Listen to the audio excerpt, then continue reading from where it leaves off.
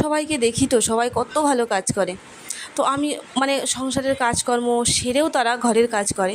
তো আমিও চাই সেইভাবেই সংসার সামলিয়ে সব কিছু সামলিয়ে আমি একটু ইউটিউবে কাজ করতে চাই, একটু সফলতা পেতে চাই। তো তোমরা ছাড়া কিন্তু কোনো কিছুই সম্ভব না গো। তো তোমাদেরকে একটাই রিকোয়েস্ট করব, তোমরা প্লিজ আমার একটু পাশে থেকো, এই ছোট্ট বোনটার একটু পাশে থেকো। আর আমিও তোমাদের সব সময় তোমাদের পাশে আছি গো, সব সময়। তো দেখো অনেক কথা বলে ফেলেছি, রান্না করতে করতে অনেক কথা বললাম। তো আজকে একটু বৃষ্টি ওয়েদার, একদম বৃষ্টি হয়েছে, ওয়েদারটা দারুণ। সেই জন্যই ভাবলাম আজকে একটু খিচুড়ি রান্না করি। তারপরে মেয়েও বলছিল যে মা একটু খিচুড়ি করো।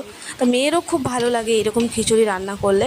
তো ভাবলাম যে মেয়ে বলছে, মেয়ের আবদারটা তো মেটাতেই হবে।